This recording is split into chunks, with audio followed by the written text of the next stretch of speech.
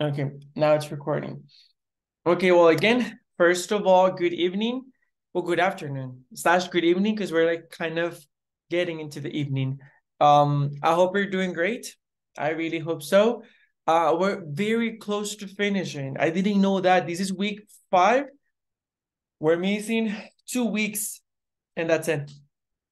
That's all we're missing. Can you imagine? So we're very, very close to finish. And actually next week we're going to have the different, well, next week we have the first 2 types of a speech. Remember that we're going to have different types of speech, and the idea is that each one of you is in charge of a type of a speech. So for that reason, I want to start by dividing or sorting, let's say, the different types of speeches, so you can actually go ahead and know which is the one that you're going to have. For next week, let me check the syllabus. For next week, we're going to have the ones for entertainment and informational, okay? So we're going to have, do you remember the types of speech that we are going to have? Because I think we mentioned that in the first week, but I don't know if we went deep into the topic. No? Okay, well, let's go for that real quick. Don't worry if you don't remember. I mean, if you're young and you don't remember, imagine me that I'm old. Okay, so let me just make it a little bit bigger because I need to read. Just a second. Here it is. Okay, so for the types of speech, the idea is, so Nick, we're gonna have 4. Next week on May the 16th, we actually have both of them next week. Yep. Okay, next week on Tuesday, we're going to have the ones for entertainment and the ones for informational. So these 2 people will be presenting next week, okay? And on Thursday, a week from today, we're going to have persuasive and motivational. So as you can see, all the titles are different. Why? Because I know all of you are different. So I decided to give you different types of a speech. So for example, the first one, entertainment. The idea of a speech related to entertainment is a speech that you can come, of course, remember that you can always give your own flavor to it. I always value how you present it because that's very important to me. But the idea is that it is within the role of entertainment. That is the first one, okay? Not everyone. That is the first one. So for example, if it's about entertainment, for example, I'm gonna invent. Let's say that Fauci is the one in charge of entertainment. So I'm expecting Fauci to come and do it like some sort of TV host. Have you ever watched, I don't know, Jimmy Fallon? And they're like super expressive and super happy. Okay, so now we're gonna do this and we're gonna do that. And okay, that's what I'm expecting.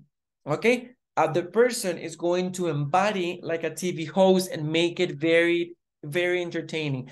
If the person wants to bring games, the person can do it. If the person wants to present something like, okay, now today we're gonna learn about the most important movies throughout history, but I'm expecting that, okay? Very like not motivational, very catchy, very like a TV show. Like I want to feel there. Yes, Tam, tell me. Teacher, sorry. Are you recording the class? Yes. Okay. Okay, that is the first one. The second one, we have informational. So informational, that's why I put them together. Informational is quite the opposite. So for example, for informational, I'm expecting something. Sorry. I feel like I'm not entirely good. Okay, here we go. For informational, it's a bit more serious. So for informational, I'm not expecting like that energy, but I'm still expecting a very important topic and to be developed, okay? For informational, the role that I have in mind It's have you, I don't know, you probably have not, but if you have ever watched a president giving a speech, especially Barack Obama, I think he's just amazing. And like the way that he talks is super eloquent. It's super clear. It's super precise. It's so smooth. It's just 20 out of 10. So that's what I'm expecting from informational. You will be presenting any topic because remember that I do like to give you some openness for you to play with that. So for informational, you choose a topic that you consider important and ideas that you presented. So you're going to come to the class and say, okay, good evening, classmates and teacher. Today we're going to talk about, I don't know, global warming. Okay, so for global warming, and then you continue with that. It's a speech. It's not, I'm not expecting for that to be long. I'm in my mind, what I have is just around 10 minutes. In the case of the one that it's entertainment, that one can take longer because as I'm saying, it could be about games. You could do a lot of things about that. But again, if you want to take within 10 minutes, the only thing is if you do games, then you need to last longer. Like if you're making people, by people, I mean the rest of the class, if you're making people interact, then you need to last longer. If you're only gonna be presenting information, you can take from 10 to 15 minutes, okay? But again, I'm expecting, this is your final, well, one of your final speeches, so I'm expecting you to give me all your energy, all your power, all your enthusiasm, all your commitment, okay? So for information, entertainment, very TV host, very like energetic, very happy, very like that. Informational, very more serious, but serious is not the same as boring. Okay? I don't want you like with a flat tone, like today we're gonna talk about the importance of blah, blah, blah. No, no, no, no, no. There's a huge difference between serious and professional to being boring. And I don't want a flat tone. I still want you to be able to communicate, to be able to present a topic. You're informing us about something. Those are the ones on Tuesday. For Thursday, we have persuasive. Persuasive is one of my favorites.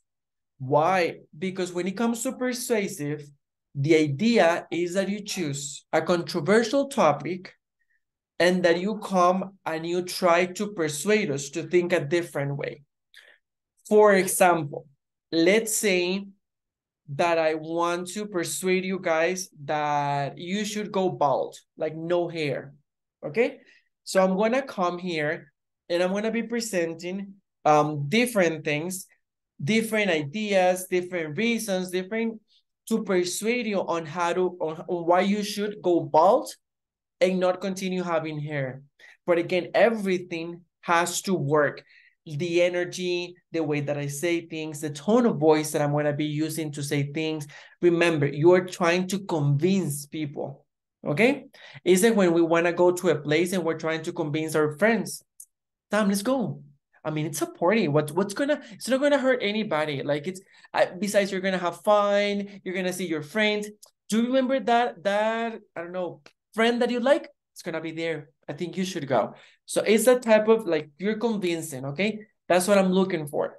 Not informing, not in an informal way, but you're convincing people, okay? That is for persuasive. And the last one that we have, it's motivational. I think motivational, it's beautiful because again, it's about motivation. In my mind, for example, I picture someone like Tani. Tani as motivational because she's like super sweet and like very like about motivation and mental health and all of this. So in my mind, I feel like Tani will be perfect for that. But whomever gets it is gonna be a challenge because again, you have to take the topic, choose a topic, and go ahead and try to make it motivational. Okay, so clear questions, doubts? You Sorry, don't. teacher. Yes, tell me. We have to choose right now the topic, or you are going to The give it. topic, you choose it. What I will give you is the type of speech, but we're going to raffle them. I'm not going to just give them to you. We're going to raffle them. So pretty much is destiny, the one that says, which is the one that you're going to be having. what I Okay. will ask you, do I have 2 volunteers for Tuesday? Because 2 people are presenting on Tuesday and 2 people are presenting a week from today. So let's start with Tuesday.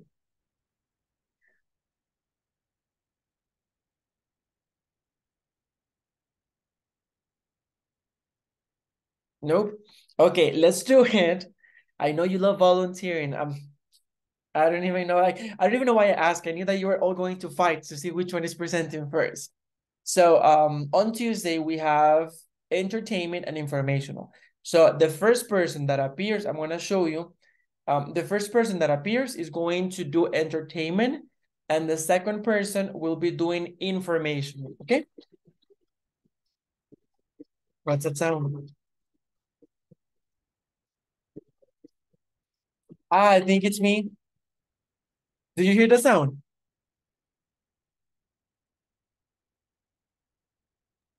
Teacher, Yes. I would like entertainment. You would like entertainment? Yeah. Okay. Okay. Then you will be presenting on Tuesday. There you go. Okay. So we're missing Fabri, Ale, and Tani. Okay. So it's very interesting because he has like, okay, yeah.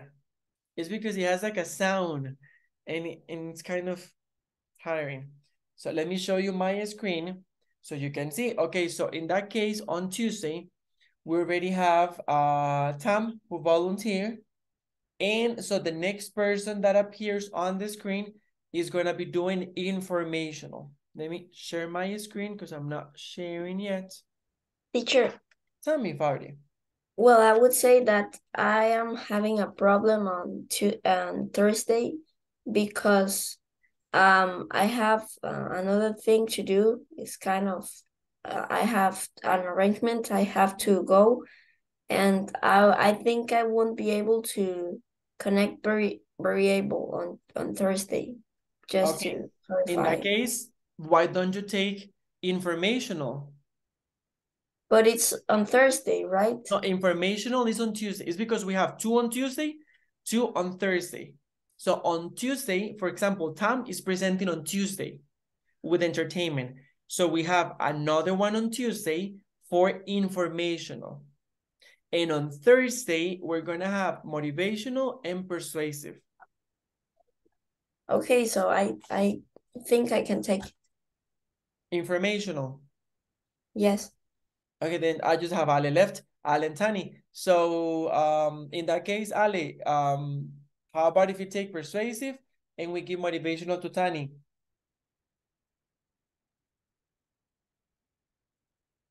Well, I don't have problem with that. Yeah, I'd like to trace it. Okay, let me go ahead and send it. Yeah, because if we already have it sorted out, let's go ahead and do it with that. Okay, let me send it here. Speech. Okay.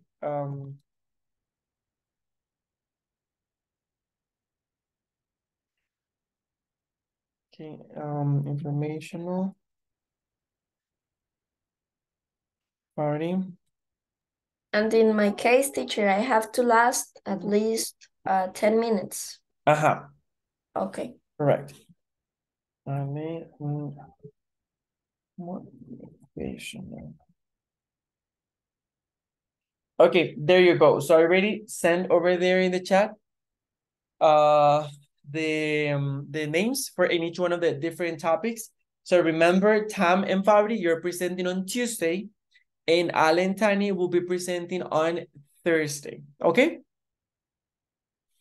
Awesome. Okay, that being said, guys, today we're gonna start with the topic of travel. Okay, the idea is to talk about travel and food, but we're gonna start talking about traveling because I think it's one of the things that we have talked a little bit and that most of us actually agree that it's a beautiful thing to do. So there is this video about this guy. I think I forgot, he's like a combination between Mexican and from the US or something like that. We're gonna listen to that because I honestly forgot. I know he's not completely from the US. He's like he has like 2 races in his blood, probably more, but 2. And he talks about the importance of traveling more and buying less. Okay, and it's very interesting because he mentions a lot of interesting things. So we're gonna go ahead and pay attention to him. Let me stop recording because we cannot record, otherwise we cannot upload the class.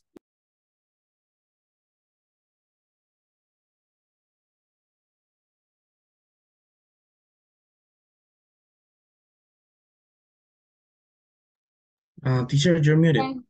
Yeah. Thank you. I was already talking and saying a lot of things. And okay, so now that we already finished watching the video, I have a few general questions for you. Well, first of all, had you watched the video, this video before? Or is this the first time that you're watching the video? Well, honestly, it was the first time for me. Yeah. Okay. So what do you think about the video? Did you like it? Did you hate it? Do you agree Well, with me? honestly, I actually like it, and I think I agree in most of the things with the man. So I think it was pretty interesting. Yeah. Okay, how about the others?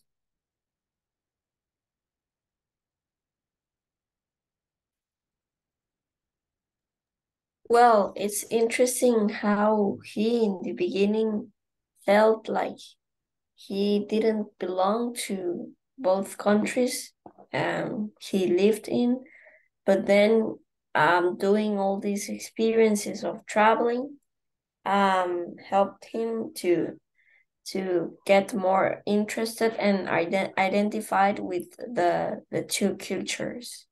Mm-hmm. I like it too. I like that he said something like the most important thing about the trips is live wonderful experiences. I agree. And Yeah. obviously I love that. Yeah, me too.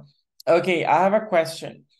This is very personal because again, I don't know the background where you were raised, so it would depend on each one of you.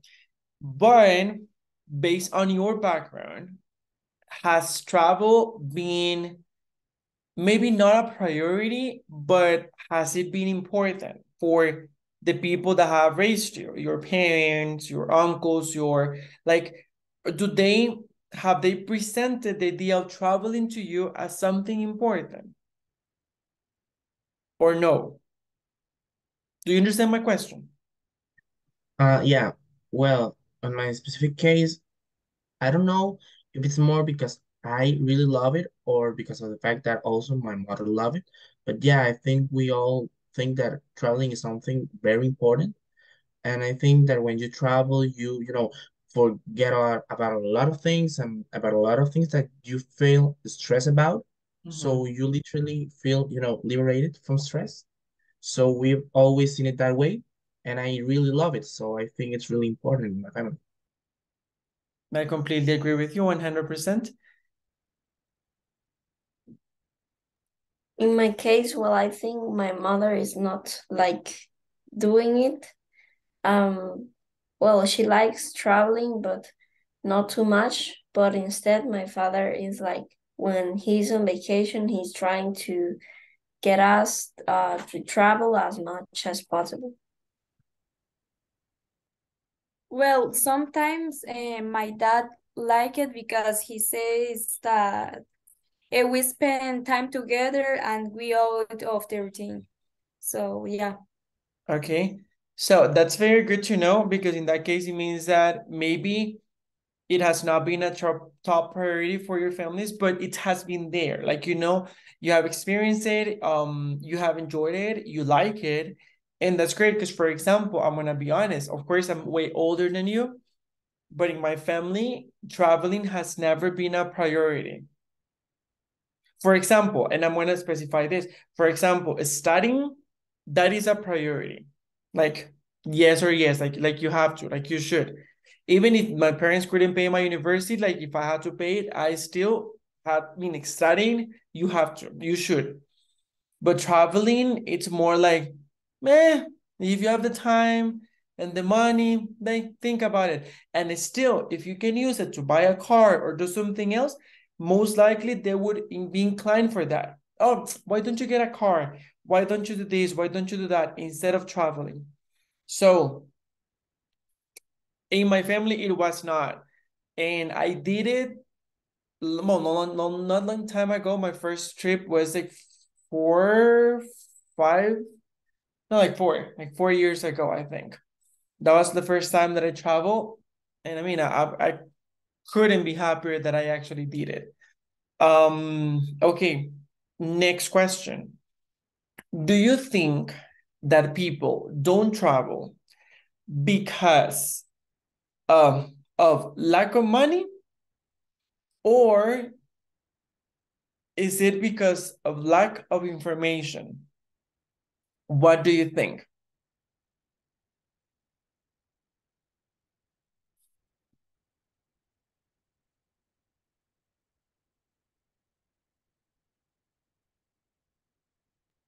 I think, well, it's more because of lack of information, and in the same hand with the thing he mentioned, that is fear, that they tend not to look for different places because we just don't want to like get out of our comfort zone in a way, and try to be in the same zone, doing the same things, and not trying to being open to the world. And because, as he said, it's not a thing of not having money, because we can travel and at the same time not spend a lot of money. So I think it's because a lack of information, because also we are not encouraged to search more about that place, because then we would be like very motivated to go that place and receive all the support we can, if we get the information in a correct place. Well, I actually agree in a lot of things with Fabri because I also think that it's because of a lack of information, but also because a lack of motivation of leaving their comfort zone, and because of well, they are scared of what they can find when they travel, thinking like in the video say, thinking that they will find something that it's almost impossible to happen to them, not because it doesn't happen, but because there is a very low probability. So I think it's more because of a lack of information, yes.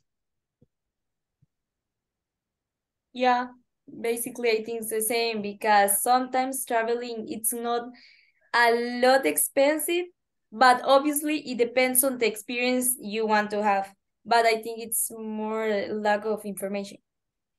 Yeah, I completely agree with the three of you. And that's actually something that the question I came up with, because I was thinking about it, and I was saying, for example, sometimes people don't go to other countries because they are like, no, it's too expensive. And I was talking to my mom wants to go to Colombia.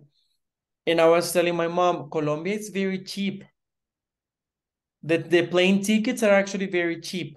Like we can go, both of us, we can go to Colombia, and we're gonna pay what? $300, $400 only in the tickets. And I was like, it's two of us. Like, I mean, and on top of it, we can rent a place. I mean, the food is not so expensive. So it's sometimes, I think, my opinion as well, I agree with the three of you. It has to do a lot with lack of information. Because in the past, like people older than me or so, they would say, oh my God, no, if you travel, it's because you have money. And I think it doesn't, I mean, I don't agree with that, because if you're very organized, you don't need lots of money.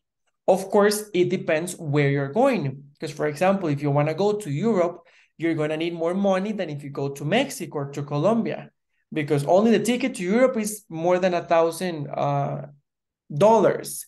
And well, also depending on when you go and stuff like that. But yes, I agree with you.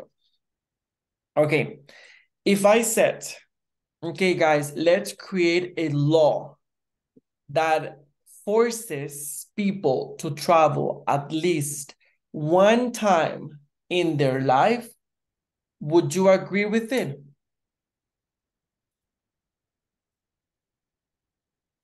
So the law would say that. The law would say, for example, like the one that says, I don't know, that every Costa Rican should go to primary school.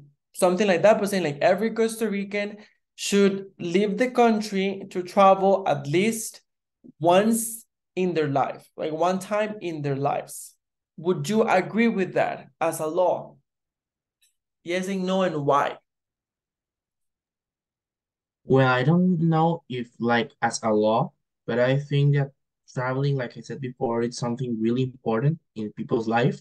So I think you don't have to see it as a goal, as a law, sorry, but more like as a goal, Mhm. because you can even, you know, get, like discover yourself even more when you travel. So I think that's something very important for any person, and I think it should be seen more like a goal.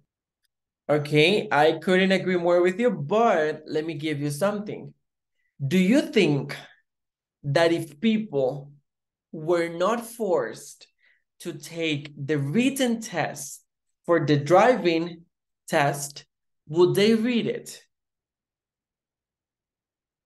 For example, because I don't know if you have a driver's license, so your problem, I don't know, you don't have a driver's license, you're all super young.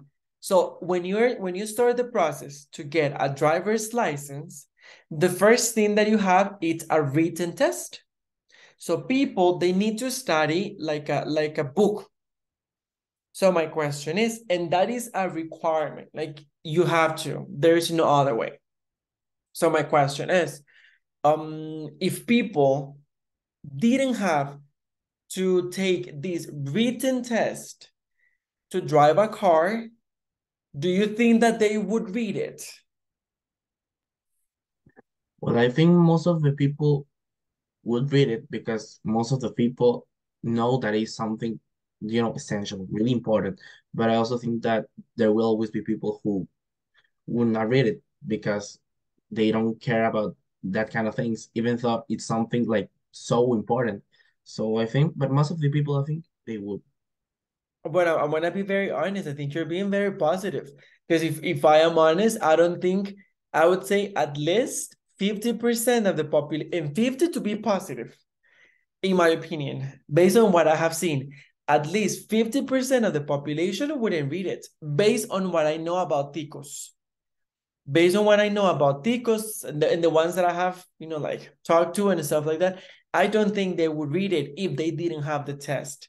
So that's why I came up with this idea of a law, because I feel, this is very personal, that people that have never traveled, they don't know all the amazing things that you can discover and how good it feels when you travel. And before I give the word to Tani and to Tam and Fari, it happened to me. I have never traveled. And before traveling, my cousins, I have cousins, well, I have cousins that they have lived in Canada and in the US. And they told me, when I was younger, they would tell me, oh, Luis, you should go to Canada. I mean, you already speak English. You should go and live in Canada, or you should go and study in the US. And you should, and I'll be like, yes, yes, yes, that would be really cool. But being honest, that was me, as we say in Spanish, speaking from the mouth out. Okay, I didn't really mean it, because in my mind, in my heart, I knew that I was really scared of going to another country, especially alone. That to travel, imagine to live. I would be, I don't know, dying. But this is the but. When I traveled for the first time, I went to Europe, and I went alone. So going to Europe alone, it was mind blowing. I encounter a lot of things, both good and not so good things, and they allow me to grow a lot. So right now, if you ask me, would you, teacher, would you go and live in a different country? I would say yes. But I would say yes, because thank you to that opportunity, or that not opportunity, that trip that I took, I learned so much and I got to know myself more. And I was in Europe for 2 weeks, and I said I survived 2 weeks. I did pretty good. And I learned a lot of things. So right now, actually, as you know, I want to study a PhD in the UK. So now I'm thinking about it, but in the past, never. So I did this because of what I learned about myself from traveling. So that's why I said the law, because I was like, if it were a law, maybe people would think about it a little bit more. Like people would do it, would be forced to do it. And once they do it, they would say like, oh, it's really good. And they could keep on doing it. But if they have never done it, they don't know how good it is. And if they don't know how good it is, then how are they going to be dying or wishing to repeat it? For example, you have never tried my brownies. My brownies are amazing. So since you have never tried my brownies, you don't want them. You could say, yeah, we could try them, but not like you really want them. The students that I have had face to face, some of them have tried my brownies. And sometimes they write to me and they say, teacher, I'm missing your brownies so much. They're so good, blah, blah, blah. And I'm like, because they have tried them. So that's the same point. How can you miss something if you have never experienced it? Now, after all this long explanation, Tam and Fabri, would you agree that this should be a law or no? You don't have to agree, remember. It's completely open and you can disagree if you want to.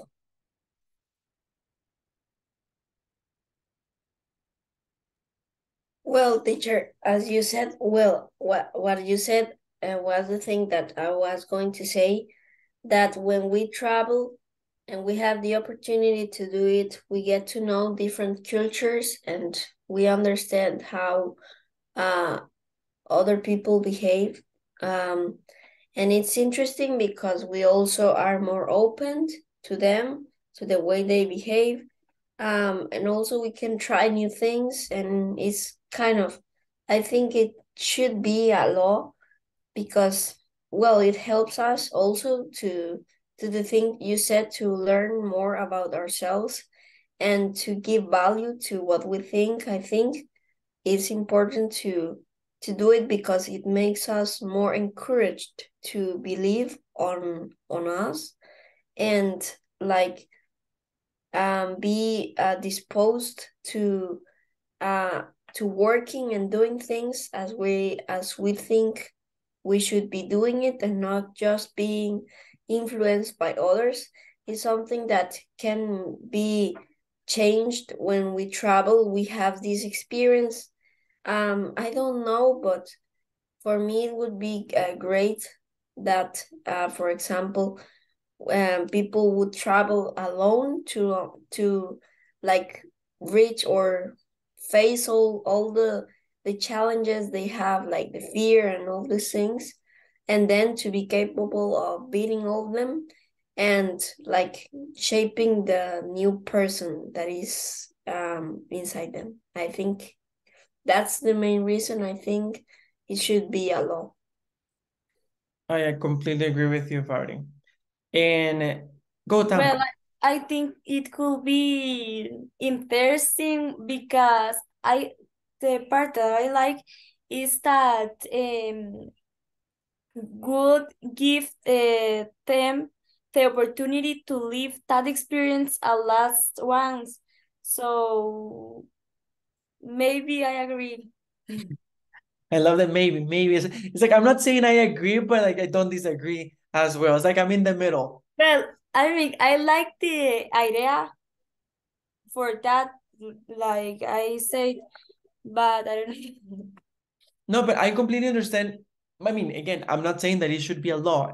This is just a proposition because I was thinking about it and I was saying, for example, in my case, it was because I got crazy. I said I was going through a lot of stress. And I said, I need to do something that is going to compensate the amount of stress that I'm going through.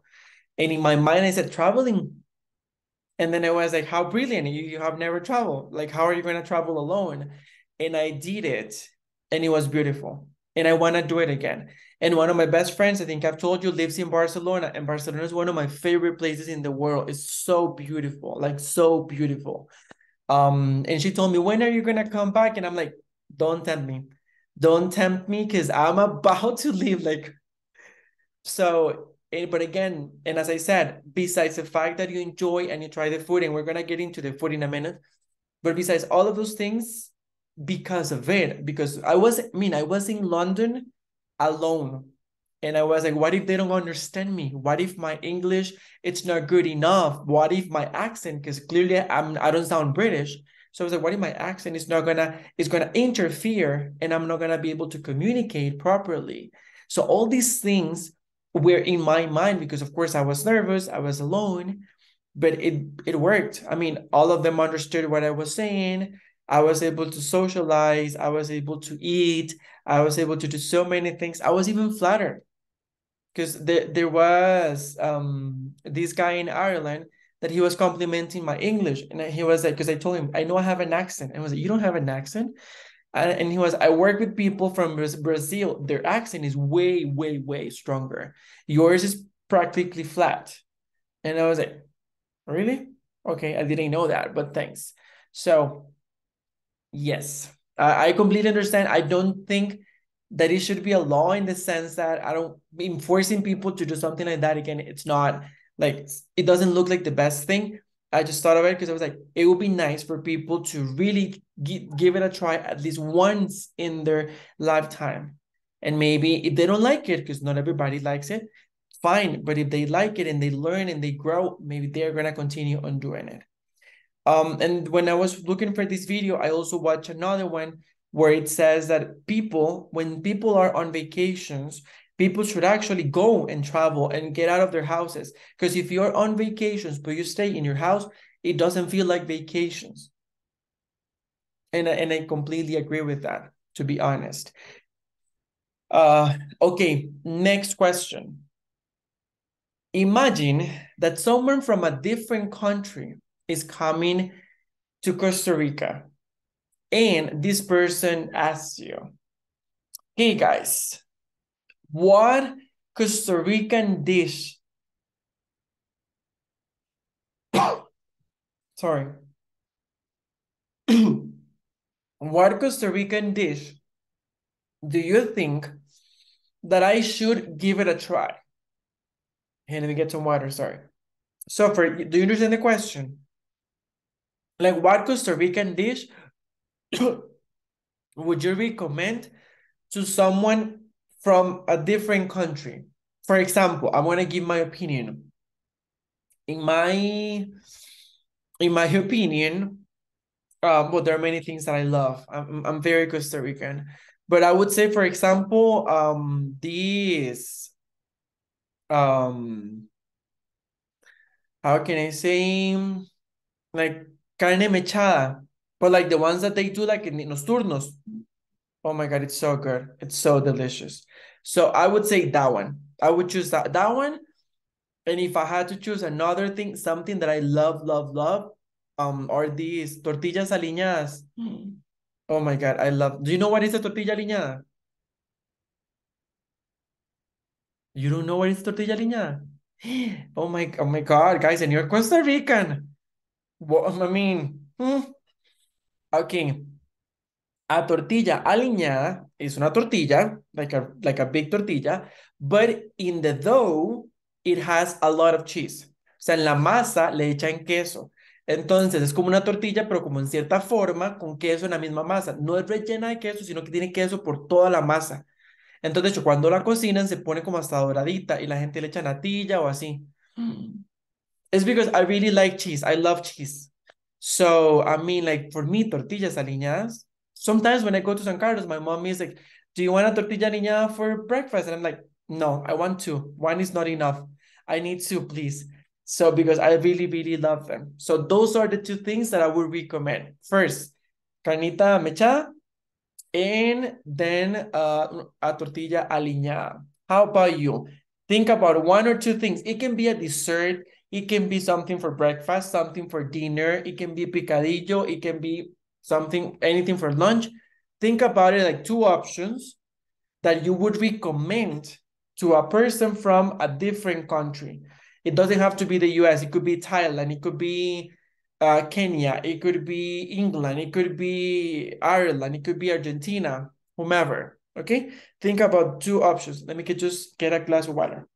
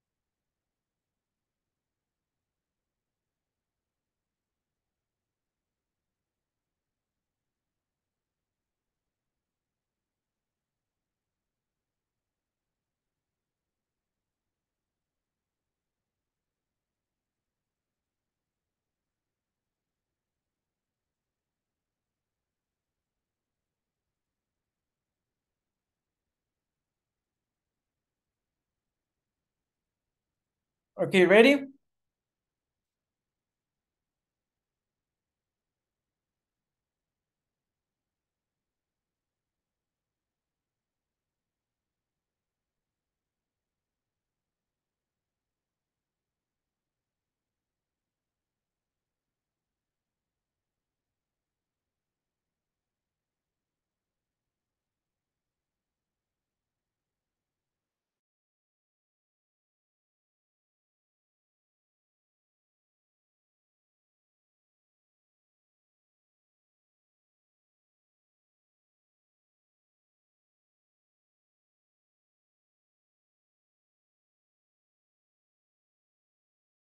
Yes, teacher, I'm ready. Okay, Ale, are you ready as well? Okay, and Tam, how about you, Tam? Are you ready? Yeah, I think so. Hey, Tam, actually, I was asking my parents about Costa Rican dishes because I don't know any.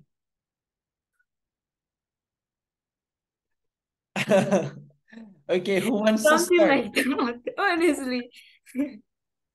Okay, don't worry, don't worry. I get it. I mean, it's because I'm gonna be honest, there are people who don't love Costa Rican food. I mean, they don't hate it, but they're not like loving it. I love Costa Rican food. No, but I like it. I like it. Because for example, for me, when I go cycling, for me to stop to have breakfast and to have a pinto with pollito en salsa, like this, I love it. I love it. I love pinto. I mean, and it's hopefully with cheese and a toast, and I don't know, like a lot of things. Or even if it's not pollito, like carnita and salsa, love it. I'm very Costa Rican in that sense. I love, love, love our food. Okay, so who wants to start? Who wants to start telling us the two different dishes that he or she would recommend to a person from a different country, to a foreigner?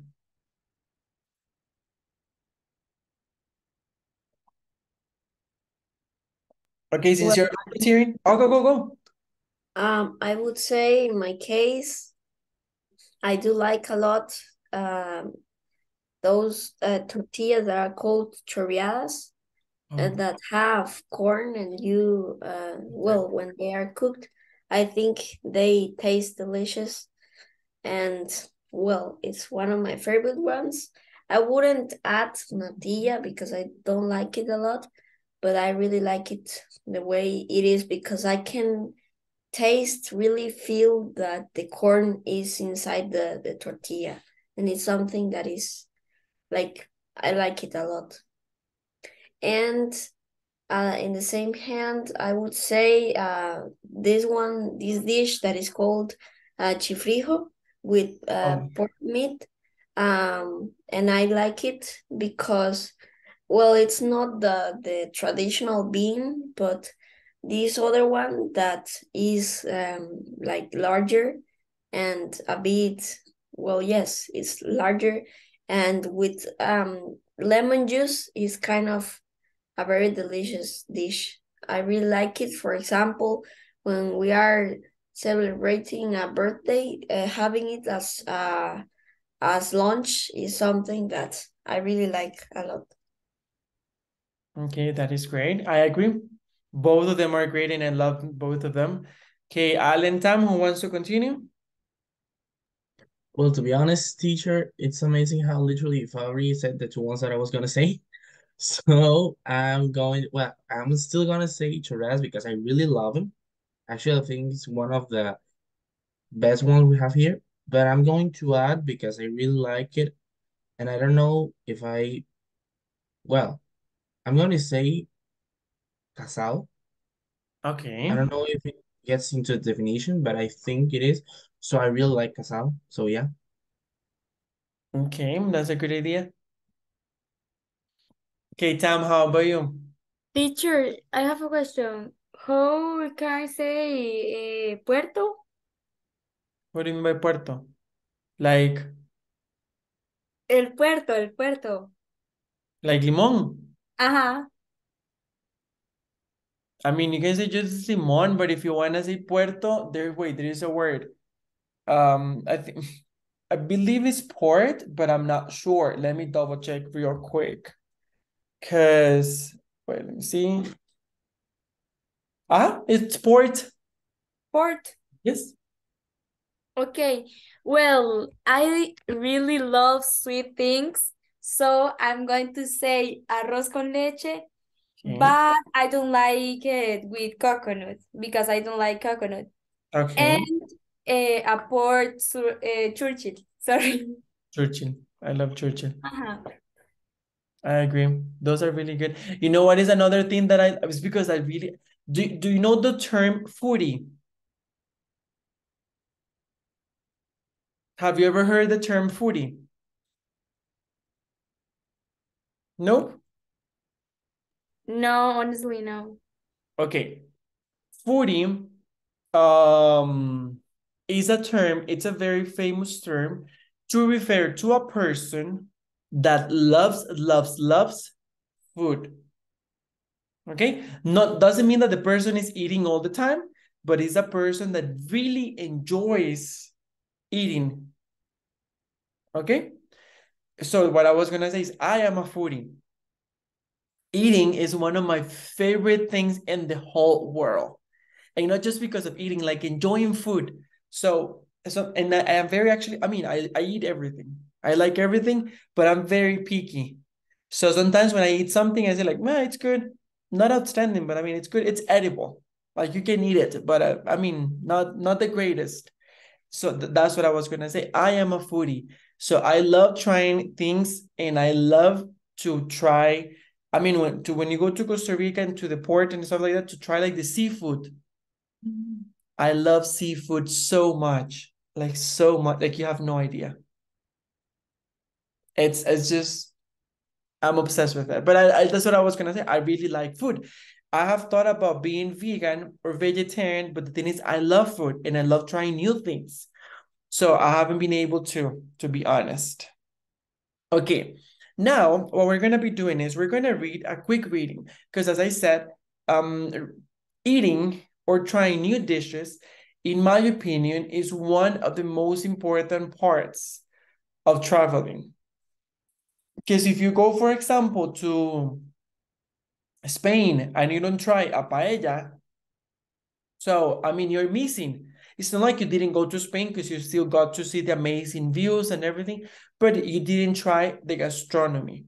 In my very personal opinion, I think trying the gastronomy, it's very important.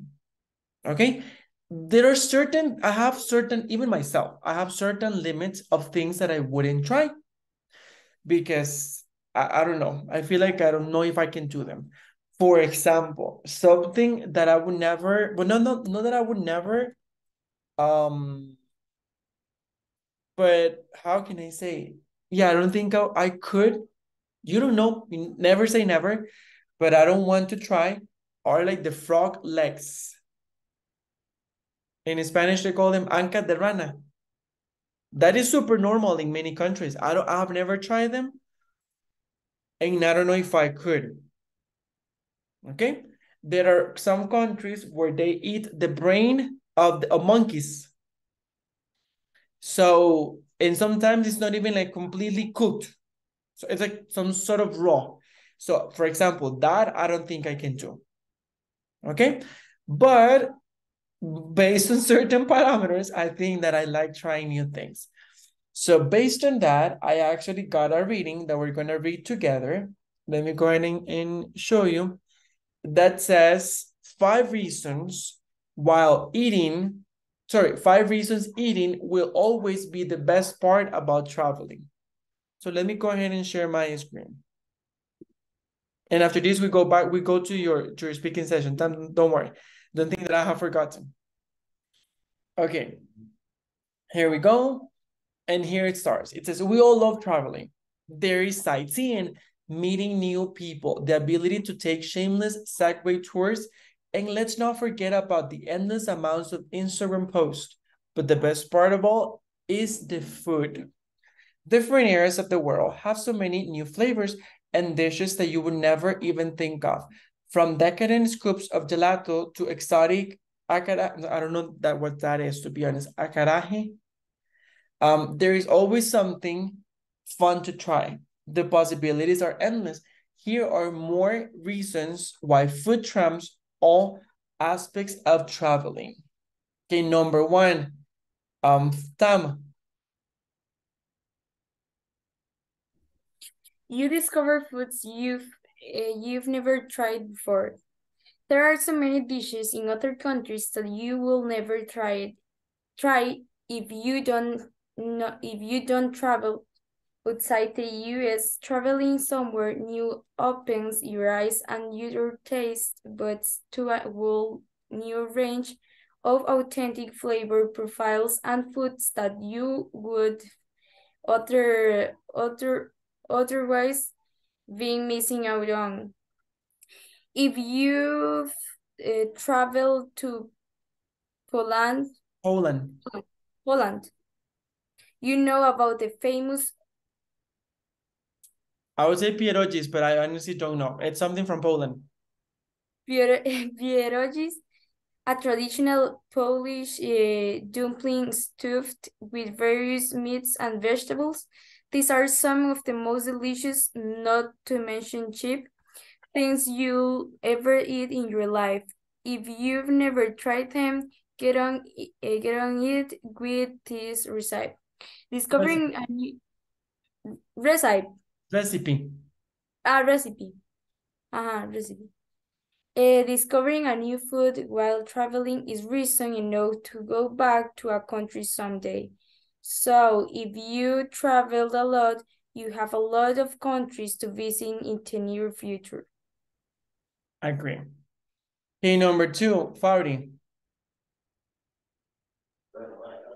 While discovering completely new foods in a foreign country is amazing, so is trying a food you have eaten many times before and finding a completely new flavor in it. Foods in other countries have so much flavor than the American versions of them. For example, mozzarella cheese in Italy has so much more flavor than the kind of at your nearest grocery store. The taste and texture can be so different that it maybe seem like you are trying a new food for the first time. Ale. A country's food tells you a lot about their culture. It's so cool going to a different country and seeing how much you can tell about a culture and what they value purely based on their food. Take Costa Rica, for example. Country's motto is Pura Vida, which means pure life. The country and its people truly embody that. Their staple meal is a meal consisting of rice, sweet plantains, and your choice of either beef, chicken, or fish, all of which are very fresh. It's such a simple meal because that's what they as a country and culture represent, simplicity. Therefore, you can expect a lot of fresh fish and chicken, a lot of beautiful fresh fruit, rice, and not much else.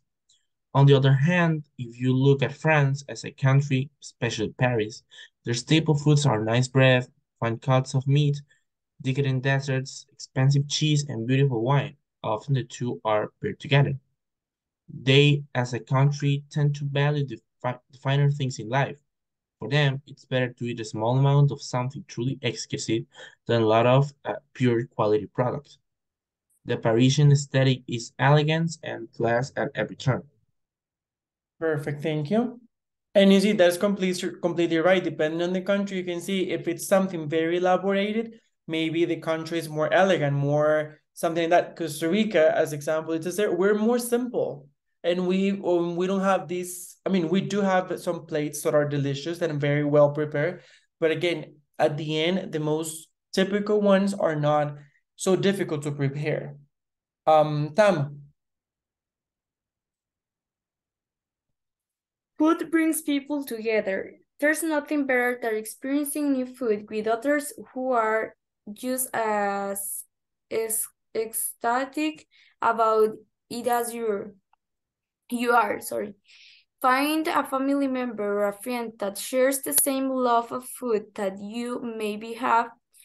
You'll bond over these amazing new foods you try, what you should try next, and what cool restaurants you should go to while traveling. Food also helps you meet new people. It is always cool to strike up a conversation with a stranger at the table over about their dessert that looks just as good as the picture in the menu. You may make a new friend and try something new that you may never have thought to try. And Faudy, number 5. You gain new flavors and dishes to try at home. Going to a new country and trying new dishes and experiencing new flavors means you get to come home with so many things to try in your own kitchen. Sure, it might not taste exactly like that pasta you had in Rome, but hey, in the real world, you can tell yourself it's just as good, right? One of the best parts of traveling and trying new things is to bring home that knowledge you didn't have before to use it. So take advantage of it. The kitchen is a place where you can travel to any country without having to ever leave your house. So get cooking, friends. There you go. Okay, do you agree with it? Do you disagree? From the 5 different points, which one do you think is the one that caught your attention the most? The one that you agree with the most. So let me repeat them to you. Number 1, you discover foods you have never tried before. Number 2, you experience foods you eat at home in a new way. 3, a country's food tells you a lot about their culture. 4, food brings people together. And 5, you gain new flavors and dishes to try at home. From those 5, which one, if you have to choose one, which one would you choose that you think represents you? Like it's the one that you're the closest to, like your point of view. Well, Go. even though that I really like the one that says like, you try foods that you have tried before, but in a different way. I think the first one that says that you discover foods completely new to you is the ones that represent me more because I am someone that I consider myself very curious. And I think that when I travel, the thing that I want to do most is to find completely new things. So I think that's my favorite one. Yeah. Okay, that's a great one. How about Faudy and Tam? Well, I think I like the very 3 ones, but the third one is kind of, I feel I empathize more with because I think it's like it gives you an image of that country's culture, and it's interesting. We can deduce it just from the food we eat. I think it's a curious fact. yeah, teacher, honestly, I'm totally agree with Fauri. I totally agree. No, I totally agree. I totally agree. I said I'm totally agree. Yes. Sorry. Well, I totally agree with Fauri. I think food it's a good way to represent the culture of a city and its traditions. It's very interesting because those two, 1 and 3, are the ones that caught my attention the most. And what I was thinking, for example, is about Italy, because in Italy, food in Italy is like sacred, right? Because Italy is like one of the best countries for food. So that's what I was thinking, that when I think about Italy, I think about pasta, I think about all this love towards cooking, and that they really do it with love. So I agree with this one, but I also love number 1 as Ale, because again, since I'm a foodie, going to a country and trying new foods is one of my favorite things to do in the world. Trying new desserts, trying new things. I remember when I was on one of my trips, I tried a croissant and it was not in France. And I tried the best croissant I have ever eaten. It was just pure perfection. And since I love eating, I was eating the croissant like this. I was like, this is perfect. I was like, can we just freeze this moment? Because this is just perfect. Whomever baked this baked it with all the amount of love in the world that could actually exist. It was just, again, I love food. I love food. So that's why I was like, wow. But where, teacher? In France? No, that's what I was saying. It was not in France. Because Where? it was in London. So, and it was in a regular market. It was like a market, like any market, like going to a Mercado Central, something like that. I was in a market like that in London, and there was this small like venue, and I just stopped, and everything looked good. And I was like, I'm just gonna eat something. And I bought like a brownie and I bought a croissant. The brownie was good, not the best one I have tried, but the croissant, Jesus the Lord. I feel like God touched that guy or that girl and to make it was so perfect, so delicious, so tasty. Everything about it was just pure perfection. I wanted to eat 20. So, but yes, that again, remember, I'm a foodie. Food is everything to me. And it's very interesting because I love cooking. So when I'm cooking, I like things to be very perfect. I like everything to be every detail, especially the flavor. The flavor has to be on point, has to be perfect. I'm very perfectionist about that. But yes, I think I should choose one, but I'm between 1 and 3 in a way. Probably one more. Anyway, Sorry. yes, tell me. I have a question. Sure. If you like to cook a lot, why didn't you try studying like astronomy or these kind of things? That is a perfect question. And I'm gonna be very honest. I discovered my love to, I have always liked cooking, always. But as I grow older, I was discovering that it's not that I like it, it's that I love it. But I discovered this already old. Not old, but I was already studying English and teaching and everything. So I said, I'm gonna finish this. So I finished this, but I'm gonna be very honest. I am thinking, right, even right now, I don't know if I will go through the entire career again of gastronomy, but I do want to take a course because I love cooking, I love baking, I love everything about this. So, and actually, that's one of the things why I am in my group of friends, I am the chef.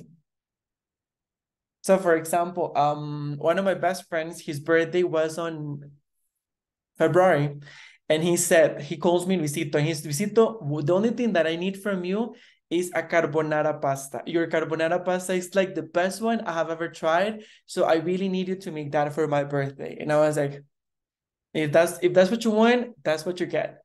So I remember that for his birthday, I cooked the carbonara pasta and I baked brownies and I bought ice cream and everything because that's what I do. That's one of my things. So that's a good question. If I could study, I think I would study. If I didn't have to work and could only study, I probably would study because I really, really love cooking. And this is not related, but in a way, something that my friends and we joke around is that I tell them, I don't care about if I ever buy a house. I don't care about my room. I care about the kitchen. I need a big kitchen. That's all I need. My room can be tiny. I can even sleep like this, but my kitchen has to be great. It has to be big, very spacious, beautiful, lots of natural light, because I said that's my place. So, yes. But I discovered that as after I had already enrolled in English and everything. Otherwise, most likely I will be a chef. I'm sure I will be a chef. But thanks for the question. Very interesting. Well, thank you, teacher. You're most welcome. Sadly, we are not face to face. If we were face to face, I would cook for you. Because let me see if I have pictures of something that I have baked.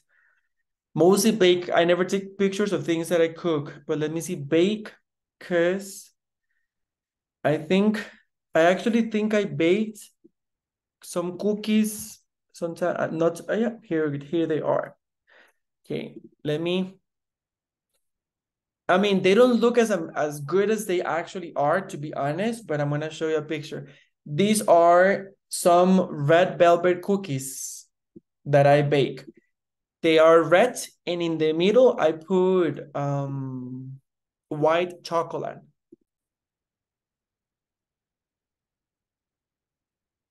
And when you literally like do this, they have a lot of white chocolate in the middle. Honestly, they are good. They're actually pretty good. And sometimes I use white chocolate that has like nuts, so it's even tastier. So if you like red velvet, you would probably like these cookies. And I have, let me see if I have videos of my brownies, because I think I have videos of my brownies. I don't know if I have, let me see. Let me just show you, and then we'll continue with Tam. Okay. Because I remember once I even took a video on the, let me see.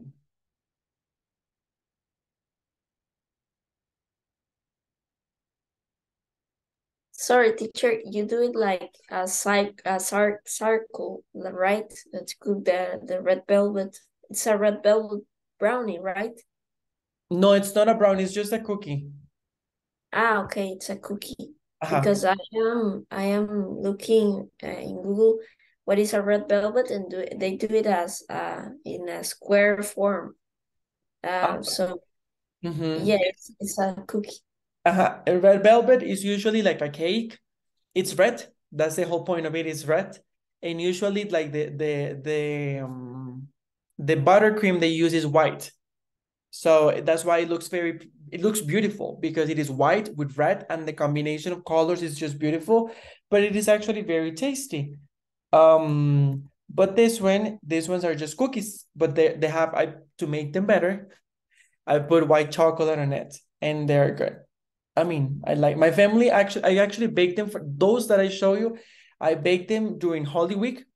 I was in San Carlos, so I baked them there for my family, and they really liked it. They're like, this is actually really good. And I was like, of course, I baked it. I mean, I don't know. I don't see any videos. Let me see one more second. If not, we continue right away, because I believe I did have videos.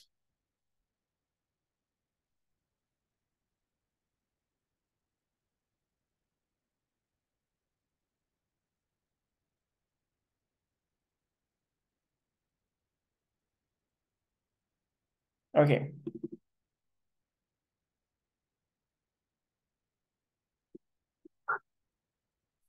Okay, let me show you. Okay, these are the brownies when I mean, not ready, but this is how they look when I'm putting them on the pan. They're super chocolate. Like they have a lot of chocolate and like dark chocolate. And I usually even make, let me show you, I make like a frosting that I put on top. That is like a similar but different flavor. So it complements in a very fun way. And they sometimes look like this. Sometimes they look better, but sometimes they look like this that you're gonna see on the screen. Uy, teacher, it looks so good, honestly. I mean, honestly speaking, I think they're good. And everyone that has tried them, they think that they're really good. So, but anyway, that was just me showing a little bit of one of my passions, which is, besides teaching and English, is cooking, which I really love. Now, Tam, the floor is completely yours to delight us with your speaking session. Okay. Um,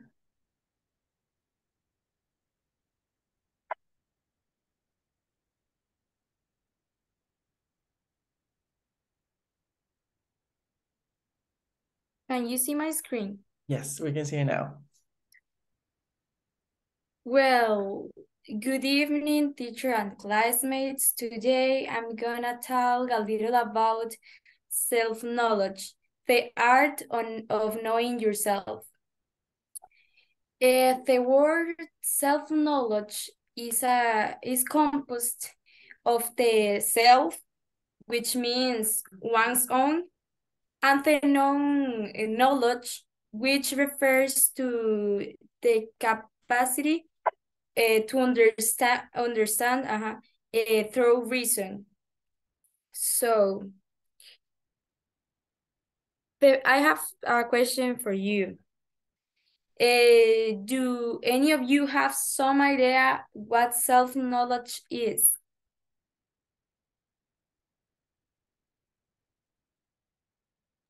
Well, you can say whatever you want. If you have idea, you can say them. I would say it's kind of having an example.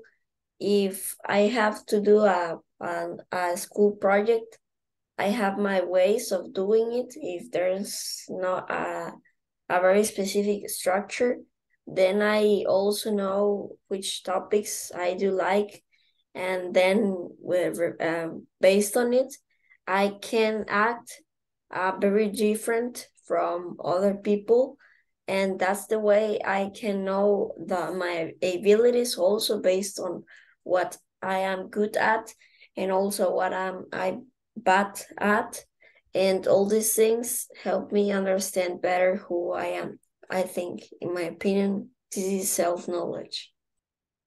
Yeah, that's a good point.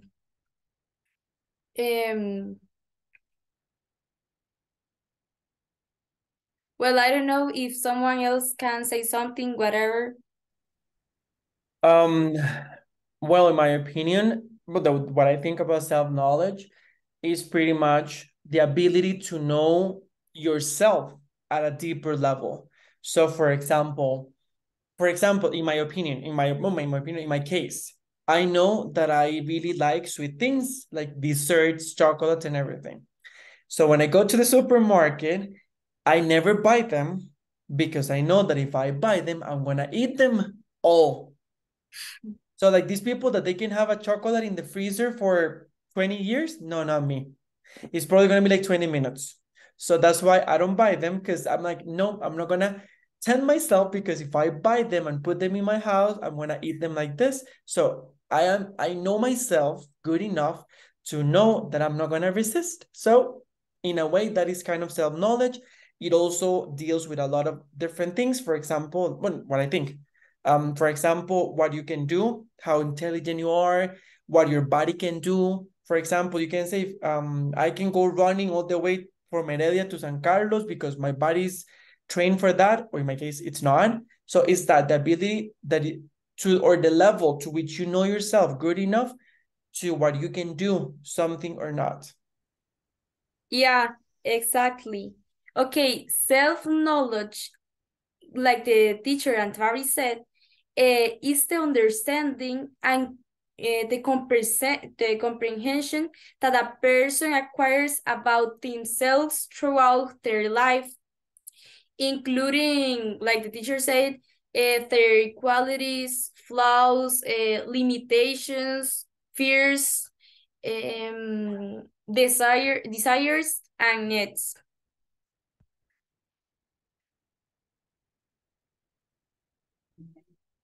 Now that you know what self-knowledge is, do you have any idea why it's important?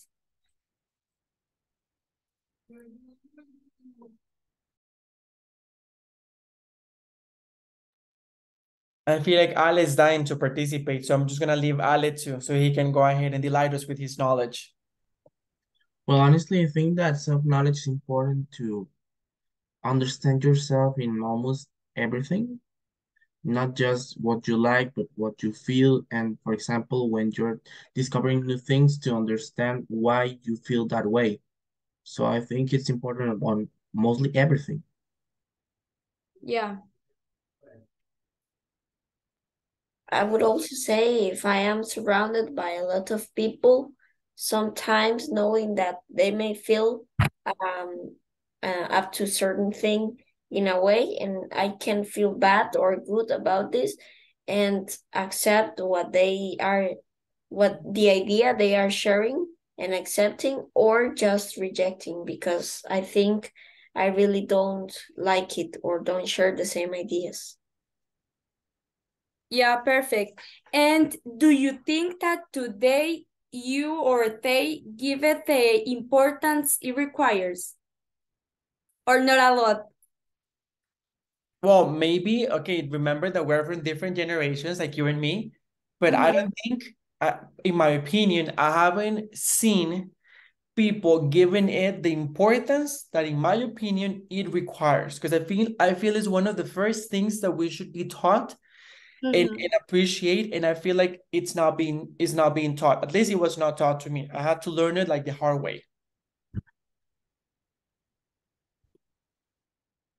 And what are your favorite things about our generation? Because like the teacher said, it's different. So Well, I think in my case, I sometimes give it importance and others not because, well, because of people sometimes, and it's kind of the age and these things that sometimes we don't prioritize it or don't give it as much like importance as it requires, because it's also a thing that will always help us.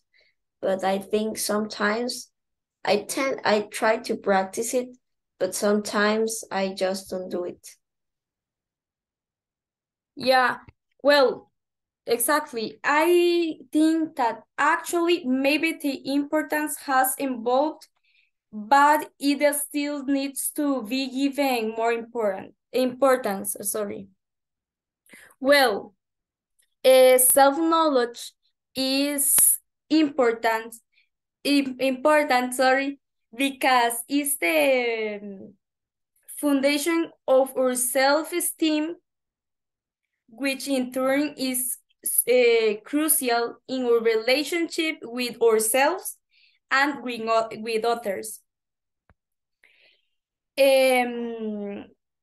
Self-knowledge, it's a reflective process in which a person becomes self-aware, and it's important too because self-knowledge is considered a sign of maturity and emotional responsibility in human beings, as well as one of the fundamental principles for facing the emotional aspects of the life in a less painful way. Now, I would like to do a small activity to find out how much we know each other. And the activity consists of choosing any person, any partner, and describe them internally. I mean, by their way of being, with 3 main words. So, I don't know. Super quick question, Tam. Partner from here, like the class? Yeah. Here, okay. Okay. With 3 main words. So choosing the partner that you want and describe him.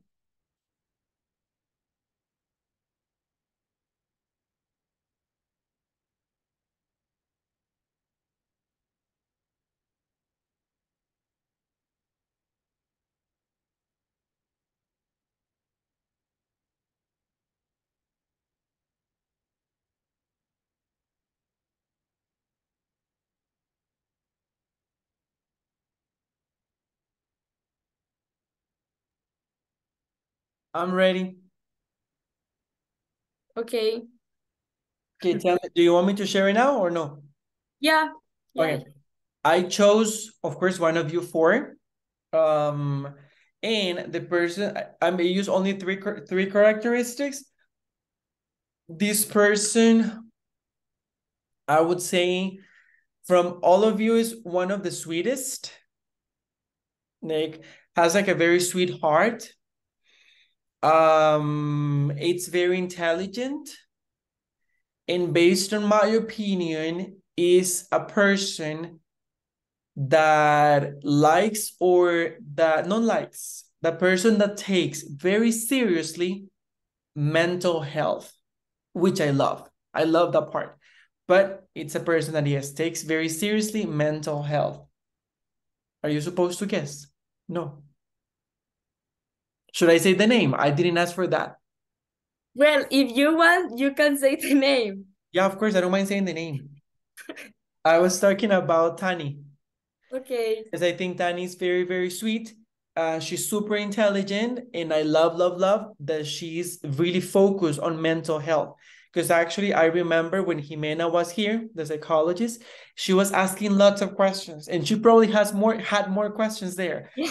Didn't ask, but she was really like paying attention and asking this and that. And I love that someone as young as Tani is that into mental health. I was like, yes, go.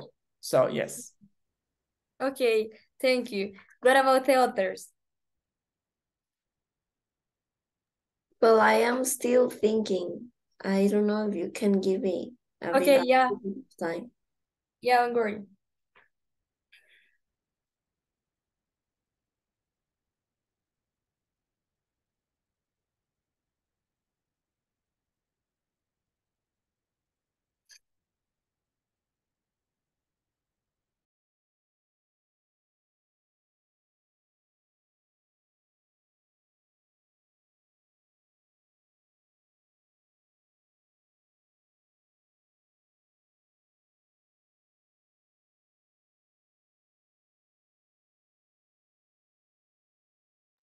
In my case, I would say that this person is, I think, very smart.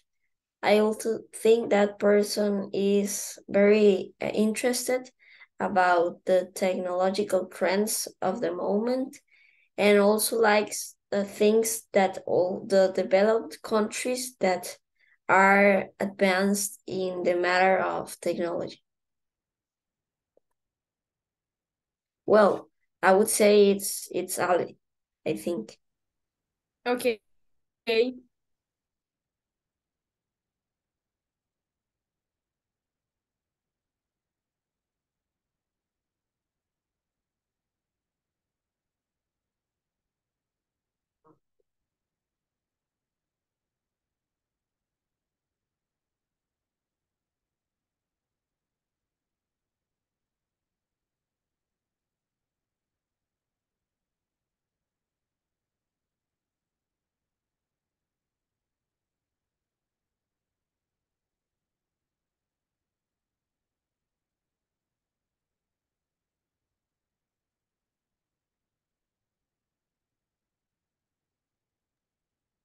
Ale, you still thinking?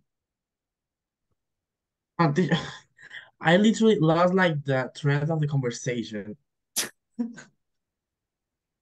And you Sorry, were teacher. super serious. I was like, Ale looks like he's Yeah, I didn't know what to do. Yeah, I like didn't know. finished, but like he's not saying anything. I was like, okay, I'm gonna ask him.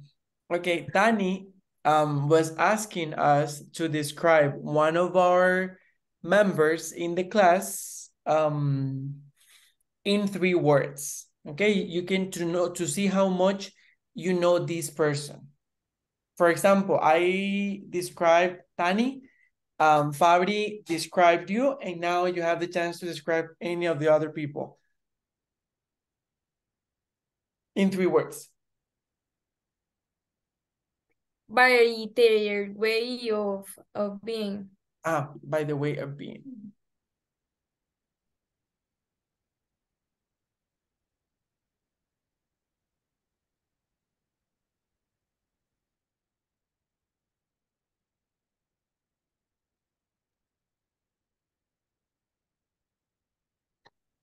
Well, I would say that it's someone, in my opinion, very smart, someone that is actually very curious, and someone that really likes to talk about a lot of interesting topics.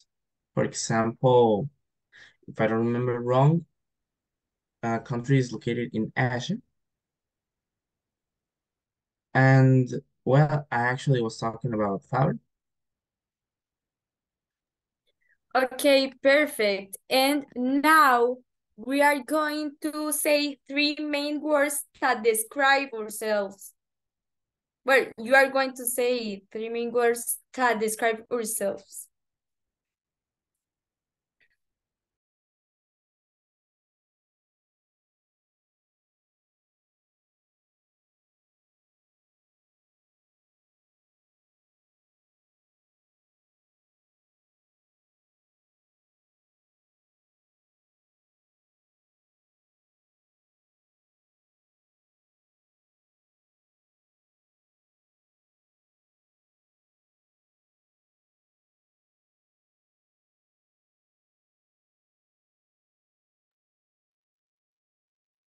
I'm ready. I feel like the students that finishes everything quick, I'm sorry. Those are very annoying because I have them in my class and you give them like something to do, ready. And I'm like, I just gave you this. So I feel like that. So don't worry, take your time, guys. Well, I am also ready. Okay. Go, Fabri, start. Okay, I would describe myself as someone who is very disposed to helping people, and I also like a lot to make people feel happy with the way they are just by listening them, and also like trying to develop some sort of empathy when talking or just staying with them. Also, I think I am a very enthusiastic person because I think everything I do it with so much love, and I am very disposed to doing it because I think even though it's something that is very rough or is very difficult to be developed, I think I can achieve it with just by getting into it and working hard on it. Also, I am very disciplined, which is like in the same way, like the thing I said. Okay, thank you, Fari. Just a quick commercial. Fabri, instead of saying disposed, say willing. You see that you're very disposed to help. The right way of saying that is willing. You're very willing to help, because it's when you say that you're willing to help, it's like you have the inner interest, like you genuinely want to help. It's over there, the wording in the chat, just in case. Sorry, Thank you, teacher. continue. You're welcome.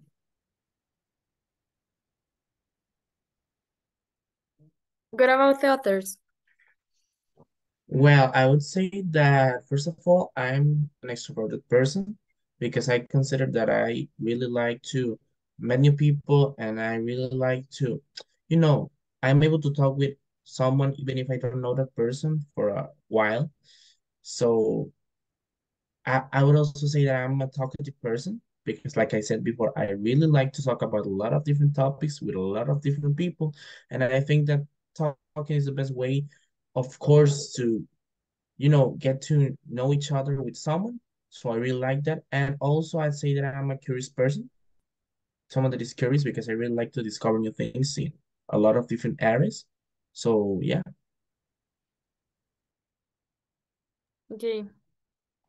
In my case, the three words that I chose to describe myself are, the first one, passionate, because I'm very passionate about life and things, and I'm very passionate about, for example, about teaching, about things, I don't know, like in life, like I'm usually very like energetic, very full of life. I don't know. Um, the second one that I chose was English, because I love English. And not only teaching, I love teaching, but the language itself. I'm obsessed with English. I use English. I'm an English teacher. Clearly, I use it every day. And I genuinely like it. I mean, I want in my dreams, I want to go on my goals. I want to go during January to an English speaking country, to stay there just to use the language. That's all, not to get rusty. And the third one, you probably have thought about it already. It's going to be food, because again, I love food. It's like, if you want me happy, give me food. As easy as that. And well, delicious food, not only food, delicious food. Well, I'm honestly glad that you know your abilities and characteristics, because believe it or not, some people don't know them, so that's important. And what do you find more difficult, describing yourself or describing others?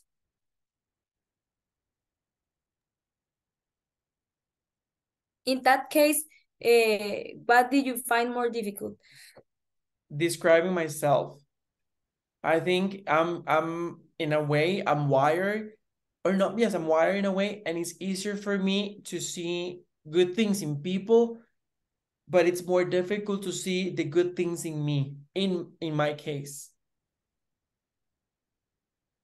Okay.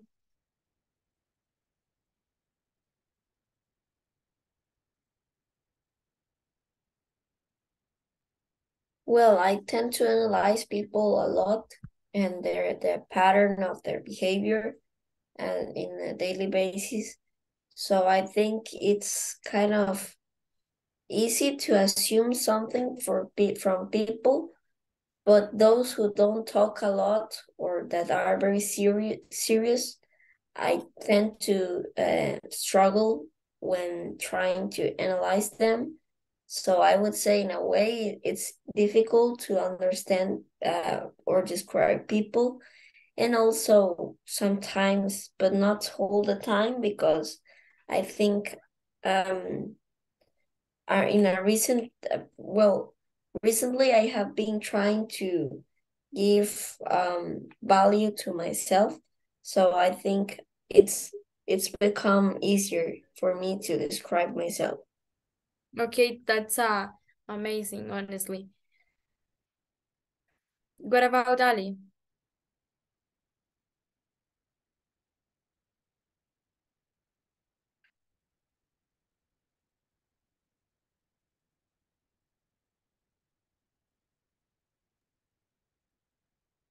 Ali, are you here?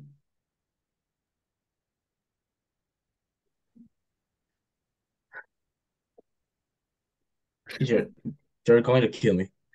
But I don't know what is going on with this because I didn't hear the question. I mean, I hear everything else except the question. I knew it. I knew it in my mind. I was because and Tom said, "What about Ali?" And you were still like, and I was Yeah, I like, was Ali's like paying probably. attention, but I didn't know what to say. I Tammy, can you repeat the question, please? Yeah, don't worry, don't worry. Well, what did you find more difficult, describing yourself or describing a partner or others? Oh, definitely others because I think I consider I really know myself in a lot of different ways. I don't know, you know, tasting different things, what do I like, what do I don't like, and about my personality. But I think it's more difficult when I describe others because even though I know that person, most of the times I am afraid to, see something that is wrong or see something that person may not like. So yeah, I'd say others. Yeah, I agree. Well, I wanted to do this activity because I wanted to see what was easier for you, whether talking about yourself or your classmate, because sometimes it's easier for us to describe or talk about it's easier for us to describe or talk about others, and that means that we must strengthen our self knowledge. So I really like that activity for that. What happened? No. Well, some benefits are job performance. Knowing our strengths and areas for improvement, give us an idea of how to increase our potential. So it's that's a main benefit. Greater employability. Knowing yourself can be the best way to make decisions regarding future jobs as well as entrepreneurial endeavors or studies. And better expectations, it's because you can have greater access to better personal and professional opportunities thanks to self-knowledge.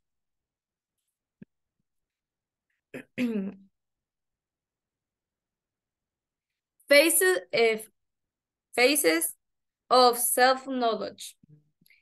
self-perception. Well, this refers to the ability to perceive ourselves as individuals with a set of unique qualities and characteristics. So, how do you think you are? Well, yeah, how do you think you are perceived? Is like I told you, self-perception is the way that you perceive yourself. So, yeah. How do you think you are perceived? Or maybe you don't know.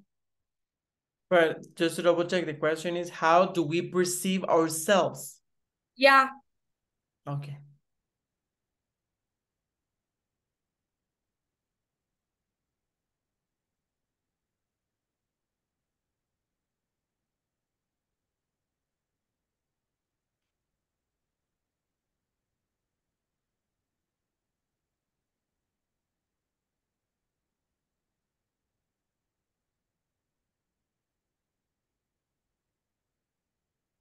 If I had to choose only one word to describe myself, I would say, well, like a phrase, I would say that I'm genuinely caring, because I care in many aspects.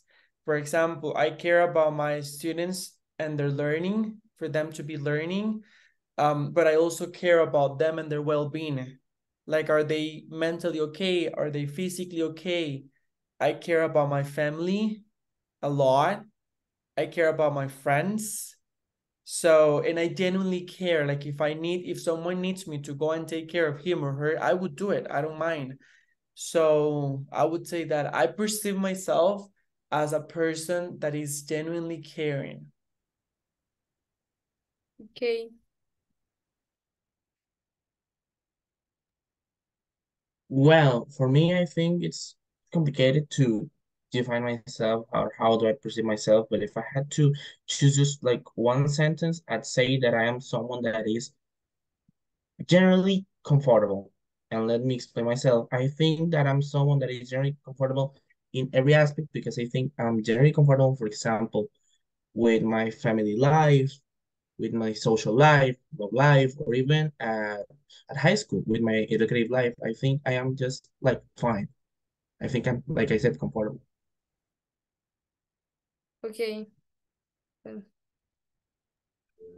I would say I am, as I said, a very enthusiastic person, disposed to doing everything, even though it's something difficult. I try to make it in the possible way I can do it.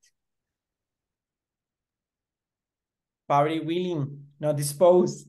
Disposed es votar. Willing. Sorry, it's like in my mind. I know. It's actually called negative transfer because you're getting from Spanish. Like when you say like dispuesto, but dispuesto is like willing. It's more like willing, not disposed. Disposed is more like votar. So, I mean, it has Okay, other meanings, but the closest one to what you want to say is willing. okay, thank you, teacher. Well, other phase of self-knowledge is self-observation. Self-observation implies the recognition of ourselves or behaviors or attitudes and the circumstances that surround us. So, I have other question for you. What are your behaviors and attitudes like? I mean, how do you describe them? Your attitudes and behaviors. How do you describe? How do you describe them?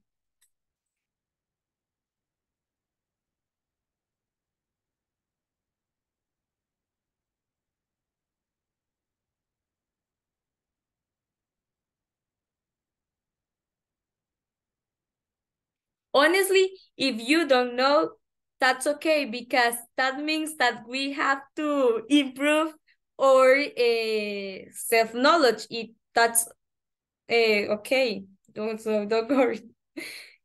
But if you maybe you have some ideas, so that's why I want to ask you.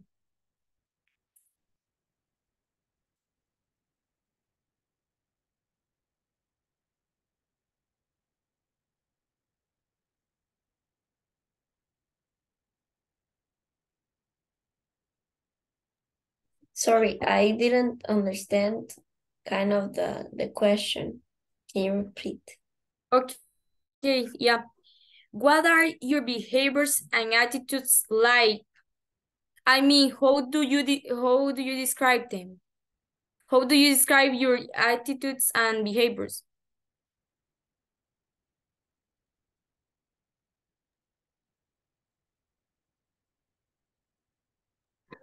Well, I'd say that for me, most of the times, the things that I do and the reason I do it is because I really care for other people. And most of that times, I do things maybe if I don't want to because of other people, but also thinking in myself. So I'd say that for me, that's how my brain and that's how it works. Literally, that's how it works. Okay. Well, I think the same as Ale. So I would say caring about people. I think my attitudes and our behavior most of the time. And also caring about um being healthy, I think. Okay. I honestly am not sure, but I would say, because I don't know if I'm answering the question, but I would say that it depends. Through the years, I have learned to um not only care about others, but understand that I also need to care about me like a lot. So I have now my attitudes and a lot of things that I or decisions that I make are based on the fact that I should be my priority. Because for example, if I change my job, I am the one who's not going to eat or not going to be able to pay rent. So I need to think about myself because I am the one providing for myself. So I think a lot about me in that way, but it is still very difficult not to put other people before me. Because in the past, I used to put a lot of people before me, like they were a priority and I was not. Now it's working, it's better, but it's still sometimes it's difficult not to think of other people as a priority and sometimes even more important than me. So that is something that I'm working on, but yes. Okay. Thank you. Perfect. Well, autobiographical memory. That means the construction of our own life or or own life, sorry, our own personal story from our own perspective, which allow us to generate a self concept of who we have been and who we can become, basically. Self-esteem is similar to, well, sorry. Self-esteem, it's a fundamental interrelationship we have with ourselves and the relationships we have with others. Like I told you before, basically, I want to say that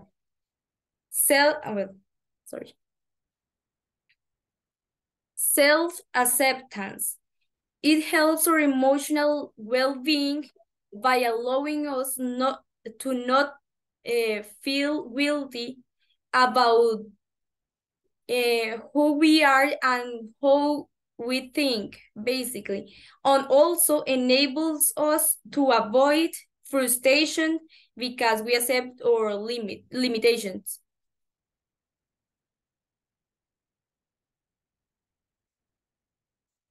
advices and recommendations.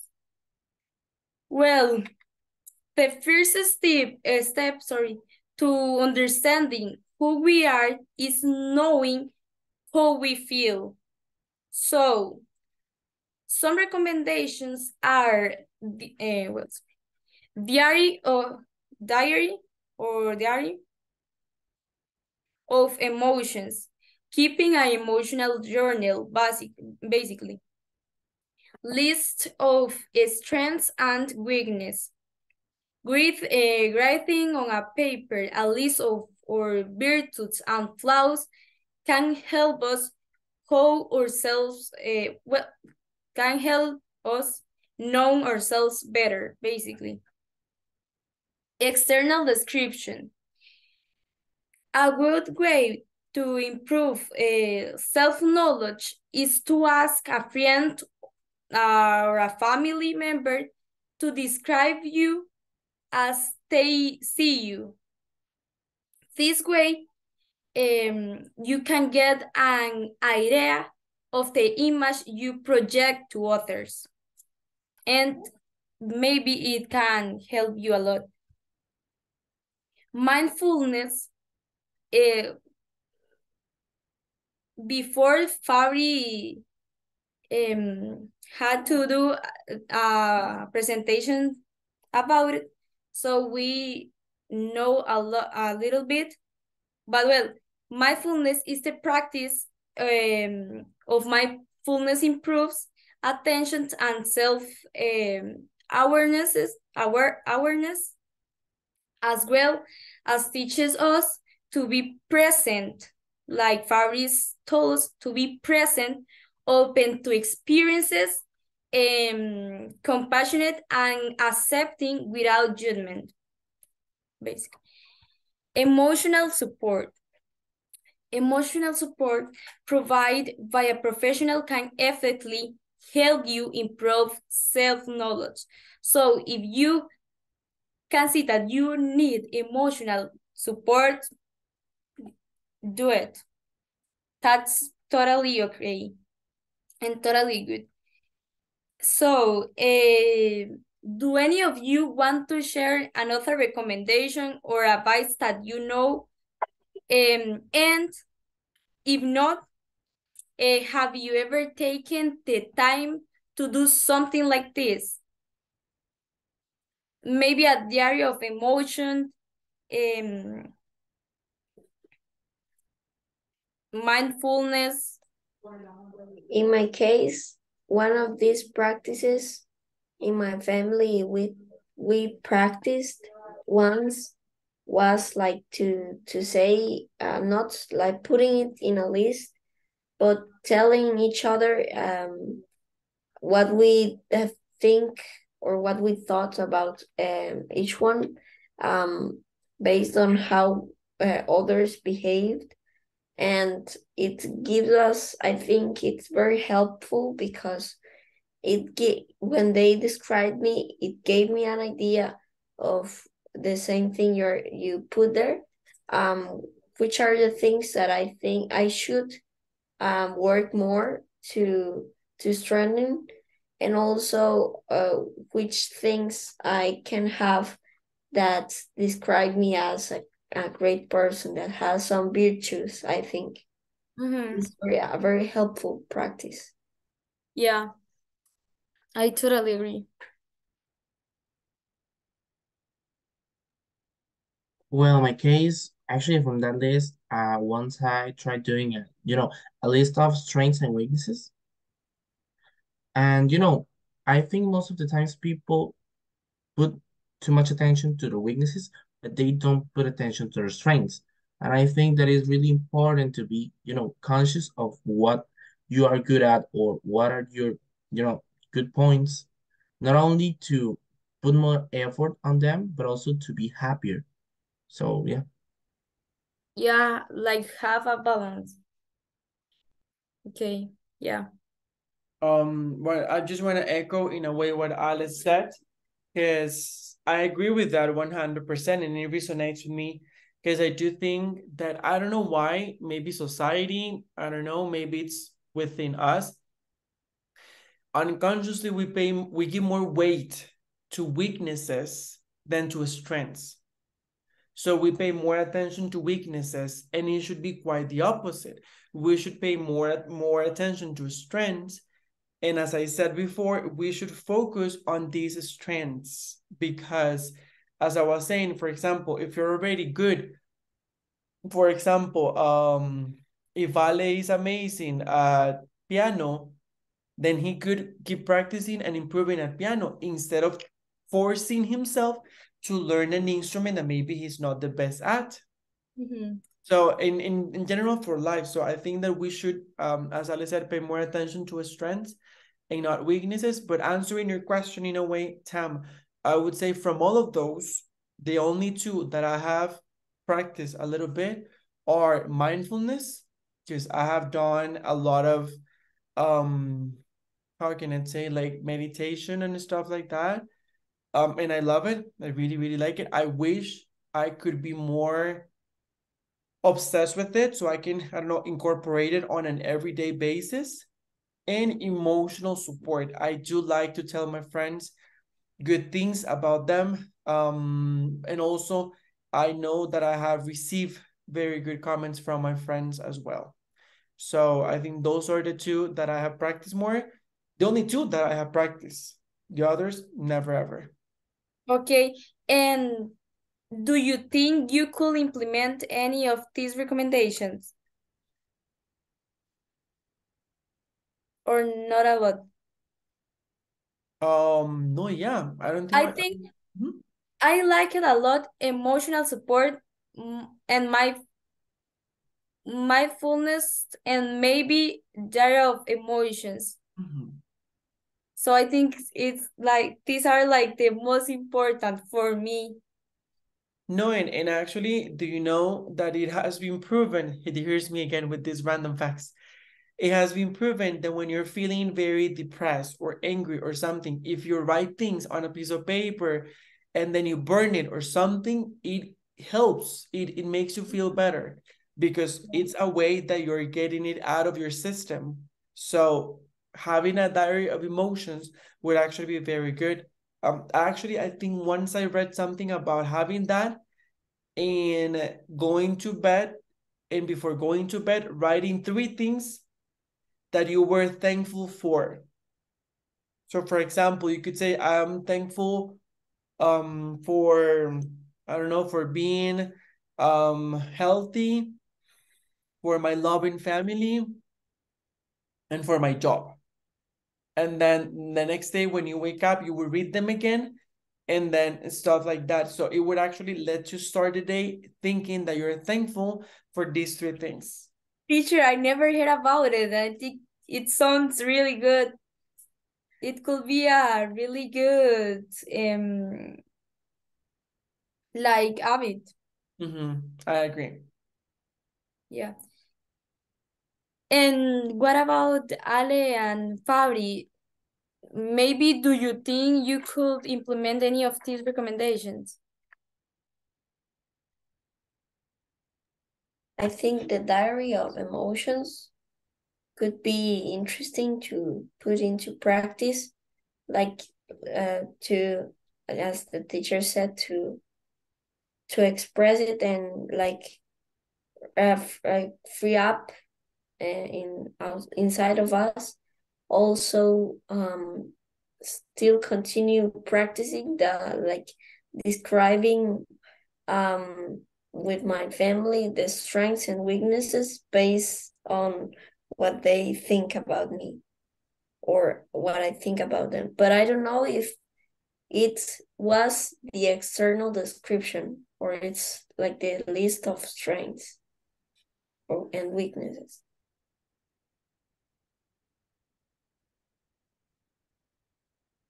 Well, I also consider that I would implement some of these advices and recommendations because I think they are pretty useful.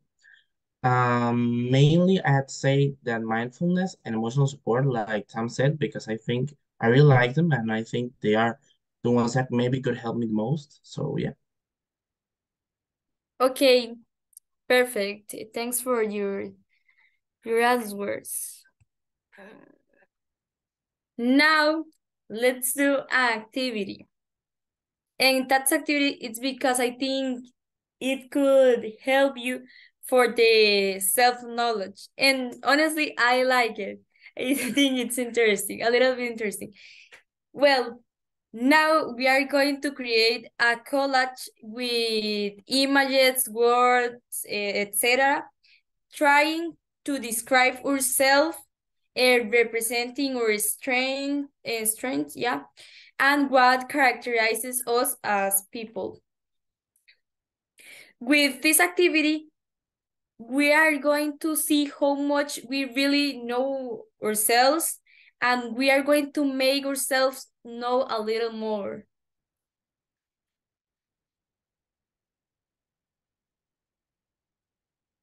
So you can make a word and put images, words, phrases, whatever you want.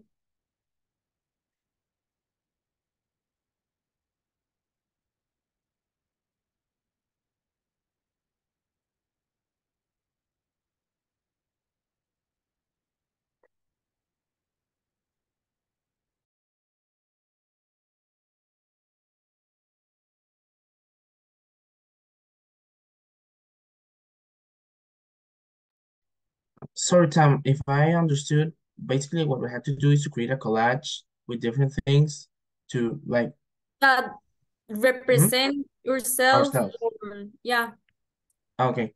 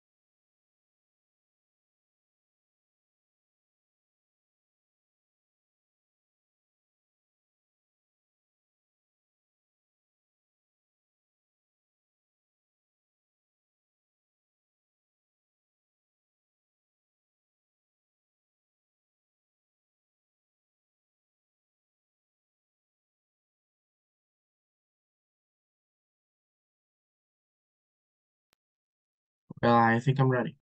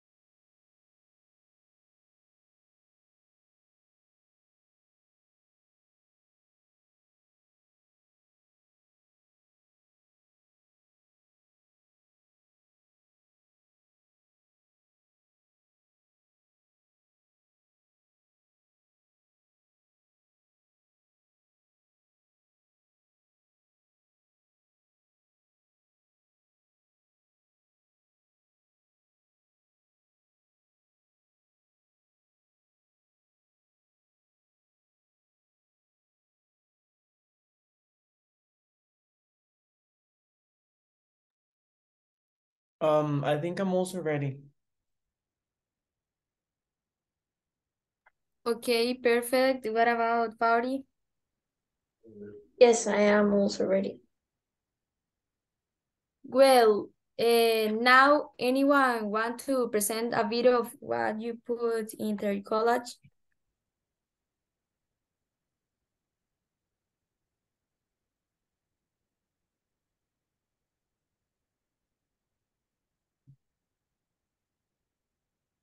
Teacher, I'm gonna stop to share my screen. Okay, Okay. go. Okay, I'm gonna be different and I'm gonna volunteer because you guys never volunteer. So I'm gonna volunteer real quick. Mine is not pretty. Mine is just very simple because I mean I did it very fast. Yeah. Can you see it now? Yeah. Okay, this is in, of course, there are many things I'm not including, but these are the ones that I could include very quickly. I mentioned most of them already, and we have talked about them already. So, and they have a placement, or the place where they're located is because of a reason. So in the middle or in the center, I put this kind of person with all these different things, because the idea is that the person is learning about himself and learning in a general way. And I really like learning about new things, and especially learning about myself. Sometimes we do things and we don't know why we do them, and we're like, why am I doing this? And or why am I doing it? Why am I acting this way? So I think this idea or these ideas or this process of getting to know ourselves is amazing, and we should go as deep as possible so we can understand why we act certain ways. I have English below because I love English, and not just teaching. I love teaching, but I love English as a language itself. That's why I have teaching close to it. I have this picture of the world with different cities because traveling to me it's very important, and I wish I could travel every year, several times per year. And then on top of it, I have well, not my family. I have like a picture of a family, like a cartoon, because again, I love my family, and because I think not only because I love my family, but also because I think like family, it's important. And I want to make sure that I don't sound only like my dad, my mom, because I think family is also some people that have gotten to my life that they are not related by blood, but that they are very important, like friends or other people that they have proven their worth. So they might, in my heart, they are my family. And then, of course, you know me, I'm a pig, so I have food on the right. So I have both. I have desserts and I have regular food because again, I love food. I love desserts. I love sweets. That's me. So in a nutshell, that's my collage. Thank you, teacher. That's a really good college, honestly. Thank you. Well, I think I'm going to be presenting it next. To be honest, teacher, I think it's not as elaborated as yours, but I really like yours. Thank you. But I did it a little bit more simple. So basically what I did was a 4P college where I put some things that I really love, such as the piano, because I really love to play piano and music itself. I book because I really like writing and reading, both things. Uh, a soccer ball because I like playing it and it's my favorite sport. And video game control because I really like playing video games. So it's mostly that. It's not as deep as teachers, but I really, that's what I wanted to tell through it. So yeah. But you're transmitting your ideas, so it's great. Yeah, thank you, Ali. Okay, in my case, well, I'm going to start sharing. Um, I think I am a person, well, now if I'm not wrong, willing to doing everything. As I said like 3 times already, I tend to when I am working on a specific project or something, I tend to be very creative and organize most of my ideas. I also love a lot to running. Is kind of an essential part of my daily basis life. I also tend to be a person who always like to give its best effort, and that's why I put this image of a person um like applying some strength against the big stone that and is trying to elevate it or make it go up that hill, trying to do their best effort and putting all his strength to achieve it. I think I am this kind of person.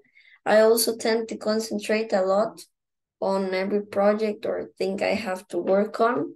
And also I like to feel sympathy about other people's feelings. And finally, I really love to spend my free time with my family, mostly on weekends because that's the time we can be together and enjoy a lot of time. And that's it. Thank you, Fari. I really liked your presentation too. Well, now you literally have a little graphic presentation of your qualities, tastes, characteristics, and I think that's the main step of self-knowledge. And also, now we know more about each partner. So that's important. And that's why it's so important to know ourselves, to be able to make ourselves know in the best way. And what happened? Now, remember, be your best version, and thanks for your attention.